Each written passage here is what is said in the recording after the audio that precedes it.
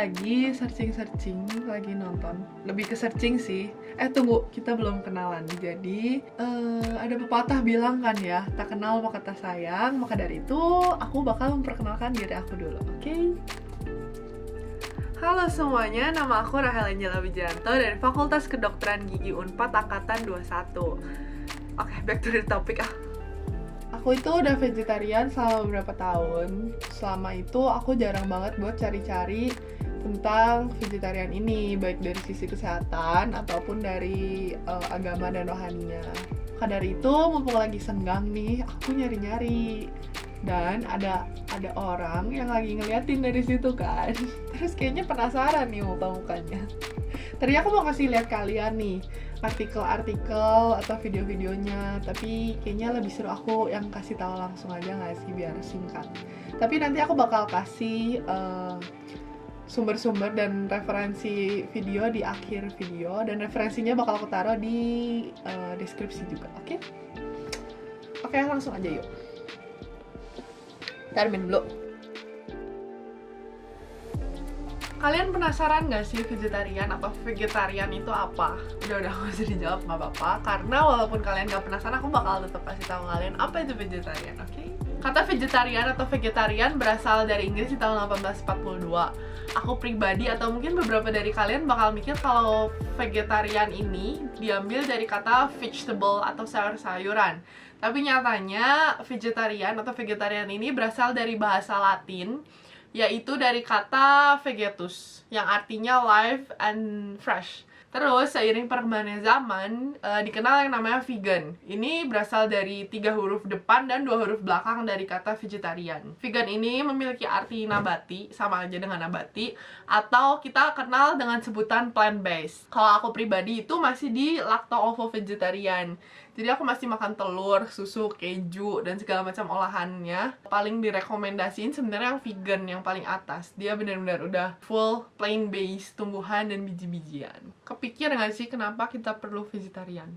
Ada penelitian dari FAO, di mana 18% gas yang mengakibatkan rumah kaca yang berujung pada global warming, 18%-nya itu berasal dari peternakan. Dibandingkan dengan transportasi, total sumbangan dari transportasi baik itu udara, darat maupun laut itu cuma 13%, lebih rendah daripada peternakan.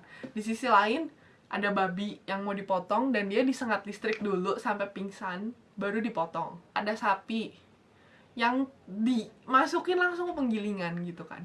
Anak itik yang baru masih kecil lahir gitu, digoreng di penggorengan, langsung hidup-hidup gitu kan. Terus juga dari sisi kesehatan, untuk penyakit seperti jantung koroner, kanker, diabetes, hipertensi, ataupun obesitas, itu jauh lebih beresiko yang nggak vegetarian. Terus banyak orang bilang kalau vegetarian atau vegan itu bikin orang lemes dan kurang gizi. Bener gak sih?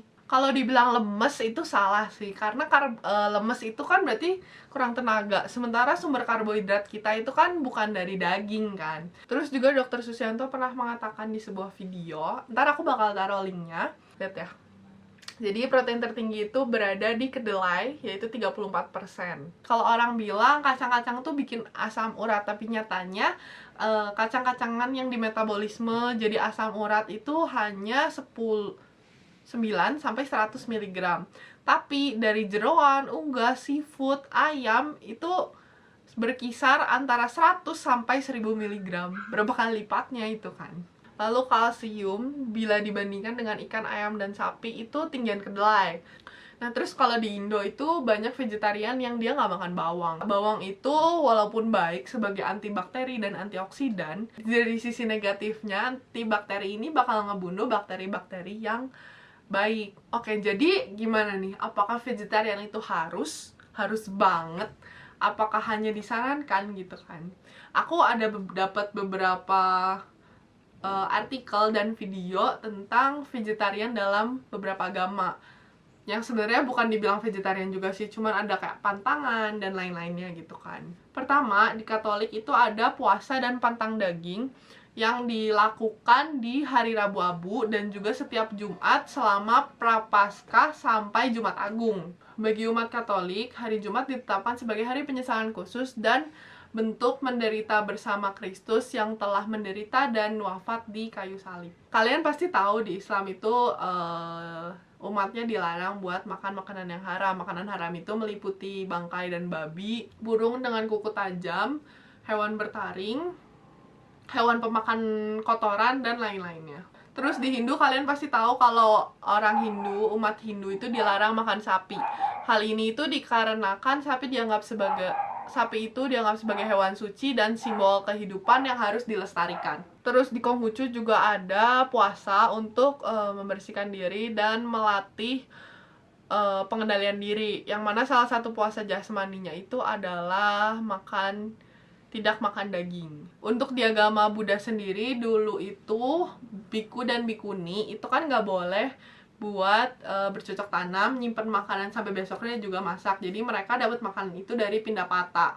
Itu pindah ke rumah-rumah gitu. Nah, otomatis kan pasti ada yang ngasih ikan atau ngasih daging.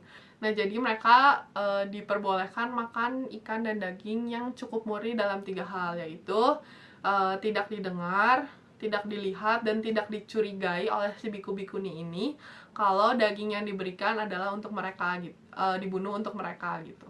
Kemudian batasan bercocok tanam ini dilonggarkan di China, Korea, Jepang, dan negara-negara penganut Buddha Mahayana karena vihara-viharanya cenderung terletak jauh dari pusat kota, jadi untuk pindah patah itu tidak efisien. Jadi sebenarnya di Buddhis, vegetarian itu atau vegan itu nggak dipaksakan, hanya disarankan. Master Cheng Yen pernah berkata bahwa vegetarian itu merupakan bentuk dari menyayangi hewan dan juga menghormati segala kehidupan makhluk hidup yang ada. Lalu di dalam buku ini dikatakan bahwa praktik vegetarian adalah bagian dari praktik makan berkesadaran. Sadar sepenuhnya bahwa makanan di hadapan ini tidak 100% vegetarian. Khususnya kan kalau misalnya kita pergi atau apa gitu kan kita nggak tahu apakah minyaknya bekas goreng daging atau enggak, apakah pisau yang digunakan bekas daging atau tidak gitu kan. Jadi sebenarnya vegetarian itu tetap 100% tidak murni kalau misalnya kita beli makan di luar gitu. Oke, jadi sekian video kali ini. Terima kasih udah mendengarkan sharingan aku. Semoga bermanfaat dan menambah pengetahuan baru buat kalian. Thank you guys for watching. Jangan lupa buat di like, comment, and share video ini. Thank you.